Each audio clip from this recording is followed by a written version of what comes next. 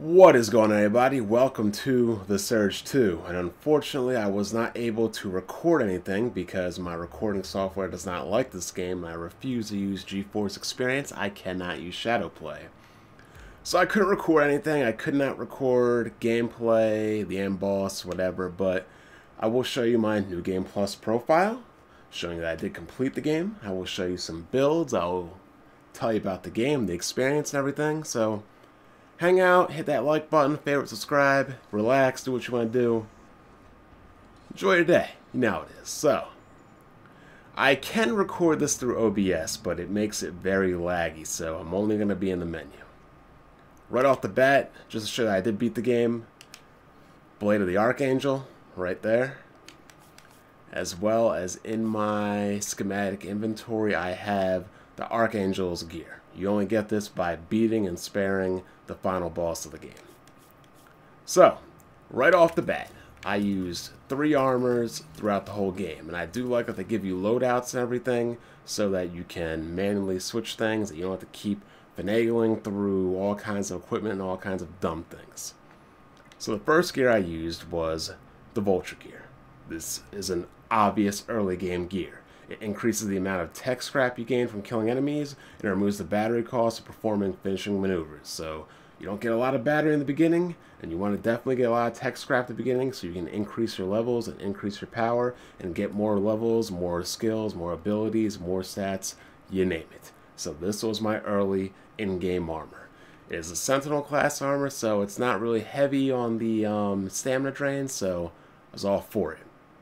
As far as implants go, standard implants I use on all of my builds, except for I have switched in.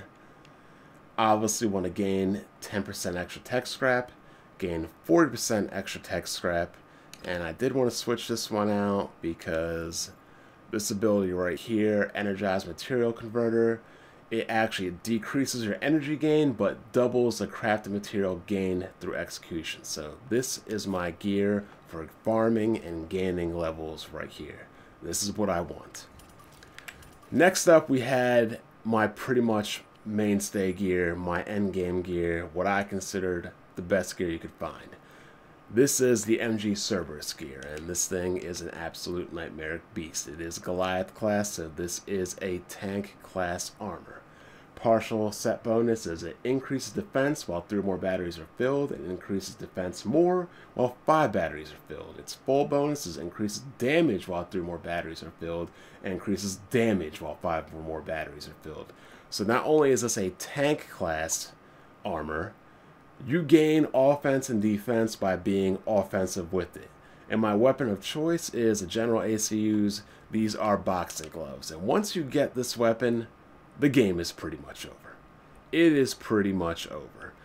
You hit heavy strike one time, and then you keep hitting light strikes, and you pretty much go like Mike Tyson or Ippo, and you just straight body people. You straight body people with Dempsey rolls. See how he Dempseying right there? You straight body people.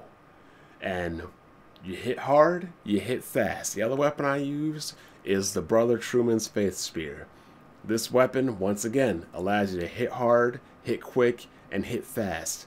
It's even better sometimes than the General ACUs because you can actually keep range, but when I feel like I can get in range and just tank away, I will use the ACU General's punching gloves. If I feel like I need to stay far, I will use the spear. Bottom line is, I am hitting you hard, I am hitting you fast, I am barraging you to get those bonuses on offense and defense. Now, the implants I have go with this gear perfectly. We have healing, we have, the ability to display status bars, display blocking, perform a finishing sequence restores health because we will want to get health back. After 5 successful hits in quick succession, you gain health.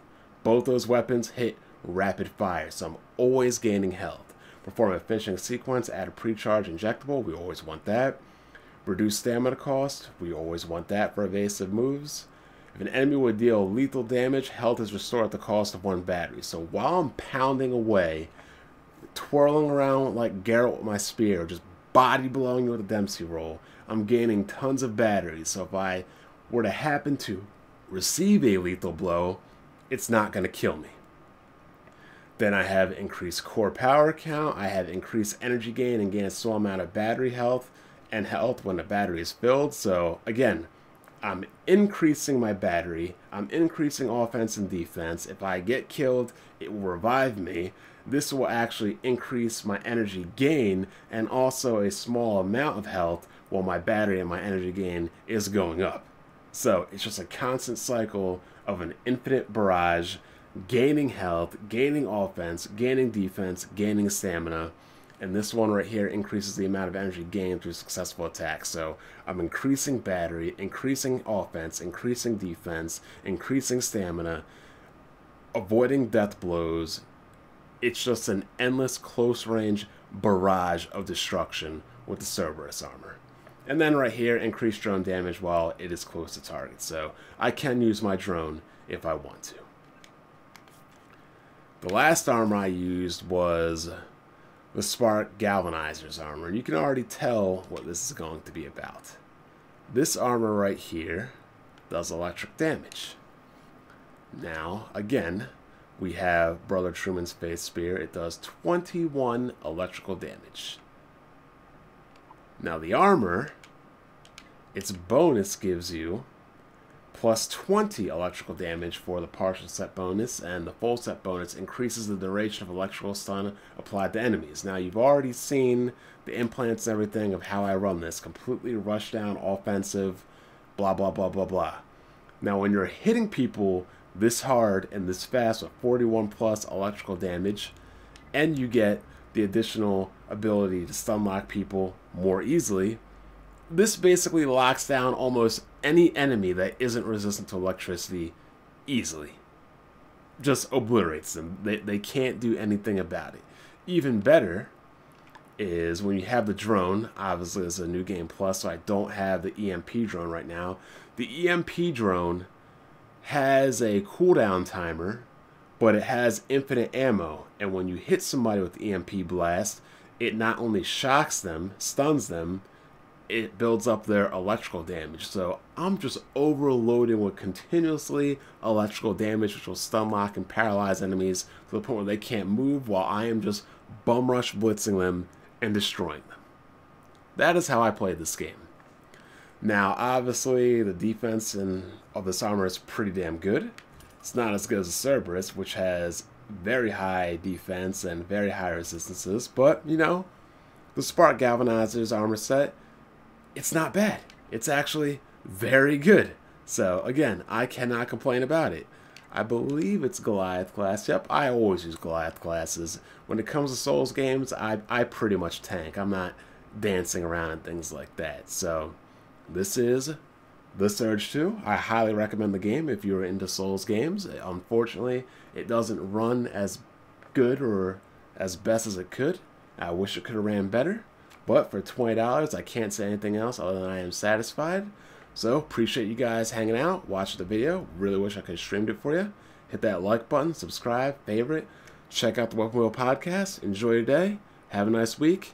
And be easy, everybody. I know times are tough, but we're going to get through it. Have a good one.